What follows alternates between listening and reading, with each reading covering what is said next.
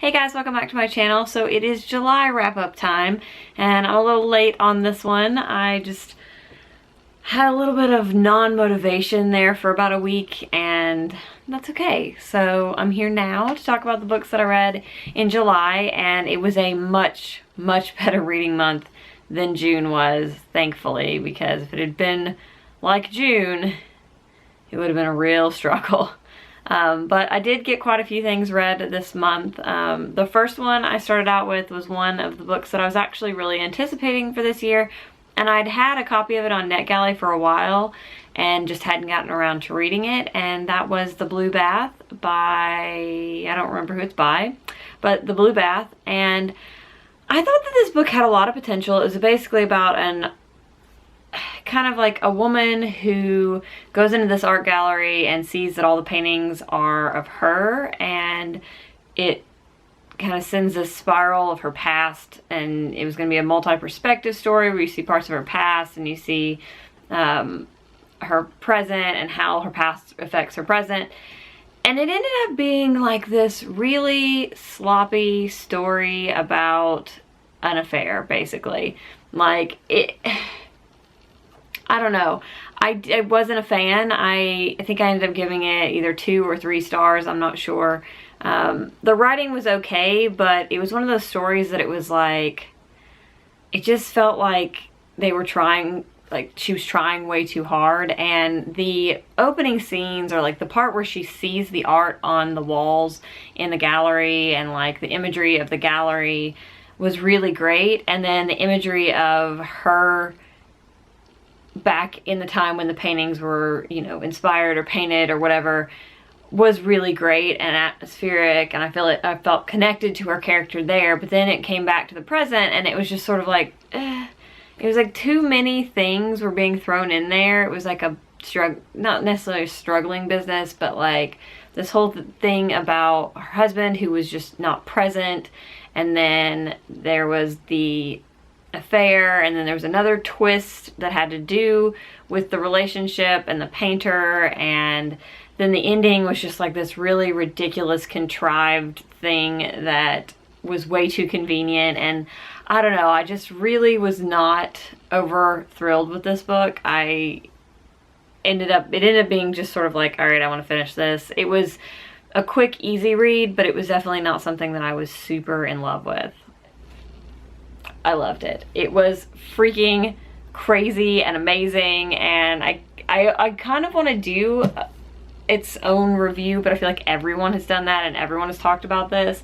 But I feel like if you really like things like Firefly or Battlestar Galactica, you're really gonna love this, because so when I was first reading it, I was like telling my husband, it's like that scene or that episode of Firefly where their planet's destroyed and they're all on that battle carrier, and you know, the like crazy things are going on and they're trying to figure out what to do with them. My husband was like, that's Battlestar Galactica. And I was like, okay, yeah, it's like Battlestar Galactica. And then later on I was like, it's like that thing from Firefly. Like, it's kind of a little bit of a spoiler, so I don't want to say it, because if you know about the certain aspect of Firefly and I say it, then it's gonna spoil something for you here. But it was like Battlestar Galactica meets Firefly, and it was so fast-paced, and I think everybody's kind of familiar with the fact that it's got a different format where it's like instant message conversations and like logs of different things. So like it'll be like a after battle summary or something like that, and then it's just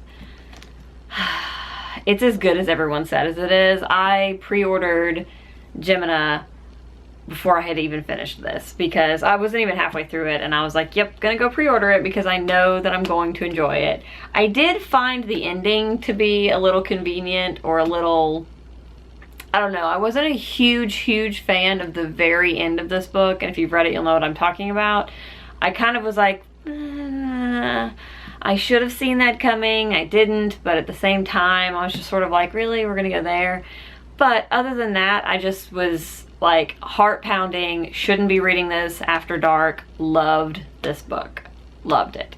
And then I finished the audiobook of Ship of Magic. I talked about this in my Booktubeathon wrap-up, but I really enjoyed this. I definitely think this series is going to be one that I enjoy going forward and get really into. Robin Hobb is a master of just like creating these crazy, intricate fantasy worlds, and this is still set in the realm of the Elderlings. It's just separate, so there are things that tie into like the landscape of the Farseer trilogy, but it's set in a completely different area of that world, and so you kind of hear about certain things, like it'll make comments about the Six Duchies and how things are in the Six Duchies, and like in the Farseer trilogy they talked a little bit about Bingtown, or I can't think of the other cities, Jamalia. They talked about them a little bit, and it's funny because in this book they talk about how backwards the Six Duchies are, and in the Farseer trilogy they talk about how backwards Jamalia and Bingtown and that area is. So I thought that was kind of comical. I'm not super attached to any of the characters except the live ships, especially Paragon, but I think that there is potential there for the other characters, and I am very curious to see where this goes. And then I finished Persuasion during the Booktubeathon, and I really enjoyed this. It got me out of what I will call my Jane Austen slump, because I had not picked up a Jane Austen book since Mansfield Park, and I just really wasn't feeling them again. And so when I picked this up and I was kind of hooked into the world and really enjoyed reading it, I was really happy about that, because I want to read all of her books, but Mansfield Park just, man, the first like 2 chapters, I don't even think I read the first 2 chapters of that book. I've talked about this a million times, but that book just sort of, I don't even know. It'll be the last one I read, that's for sure. But this I really enjoyed. I watched the movie adaptation and really enjoyed that as well. I'm sure most people know what this is about, but basically it's about a girl who is engaged to marry this Navy man, and she's talked out of it by her family and her friend, and then she comes in contact with him later, and this is sort of about struggling with her feelings about him and just like being around him again. And it was just really fantastic, and it ended really adorably, and it just was very good, and I am glad that I picked it up. Now the next one is probably going to be slightly controversial, because I feel like everyone loves this book and I was so underwhelmed, like majorly underwhelmed by it, and that is And Then There Were None by Agatha Christie. So this seems to be one of her most popular books.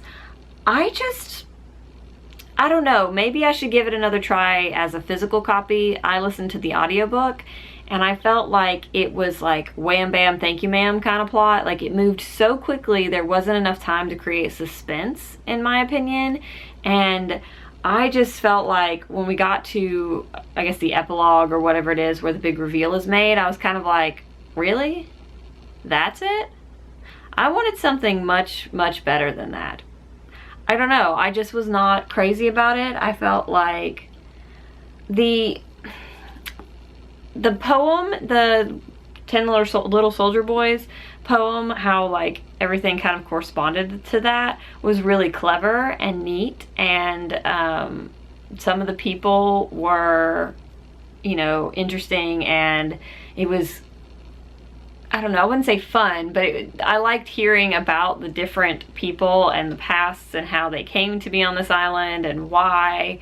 And I kind of liked that aspect, but I still felt like everybody and every scenario was so abbreviated that I really didn't feel any connection, dread, suspense for any of the characters, and I didn't really pick out what ended up happening because I just felt like there was no time to really marinate on the situation, on the personalities, and to make a kind of like a guess at what was happening.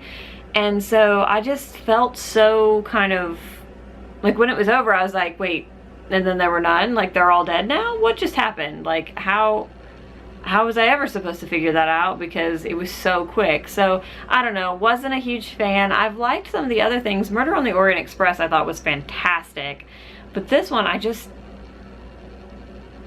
felt like it was really, really quick and short and not enough time to create suspense, which is what makes murder mysteries so great.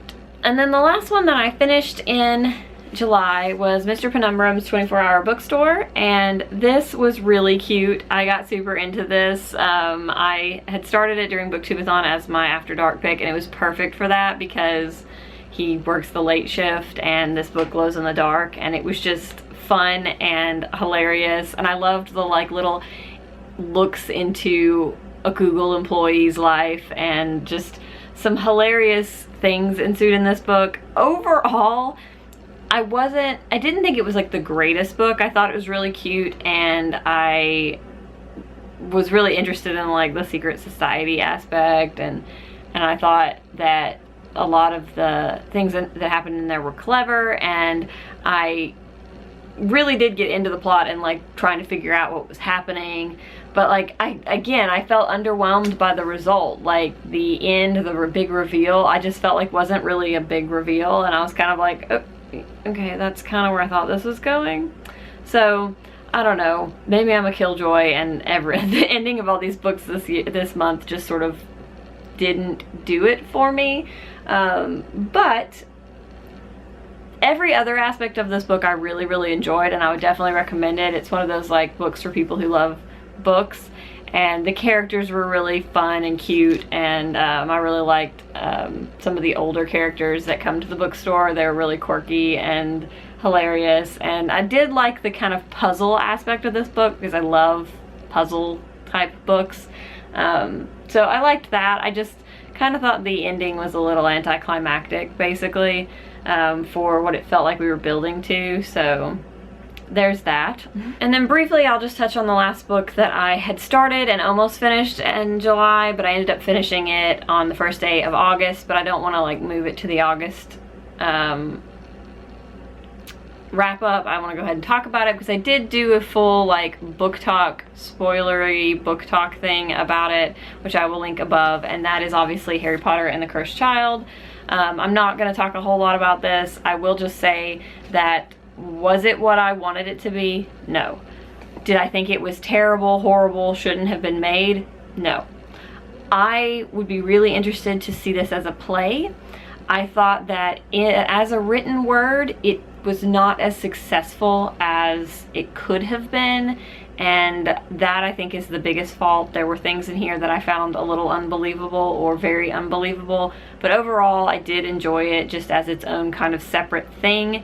I didn't think it was necessary. I thought 7 books was enough, and it is what it is. I'm glad I read it. I enjoyed it while I was reading it, and I would actually probably read it again, but I would 100 times over rather see the play than read it in written format, because I think plays are an entirely different thing in the written format than they are when you get to see them with all the atmosphere and the sounds and the scenery and the staging and the actors. So I really think that this was one of those things that kind of got created as an afterthought, because the play is where the real magic is.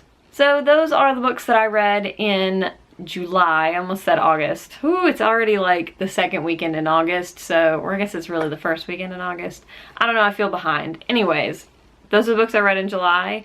I felt like I had a better month, although talking about them, it doesn't necessarily sound like I had a better month than June, but I did feel while I was reading a lot better about the books. So there's that. I am already reading a couple of things in August that I'm really, really enjoying, including one that I started in the month of July and I've already finished that I thought was pretty great. So I will probably be doing either a review on that book or a author spotlight on that book, because that one is definitely one of my favorite authors, like new favorite authors. So there's that. But yes, I hope you guys had a wonderful reading month in July, and I hope that your August is off to a great start, and I will see you guys next time. Bye!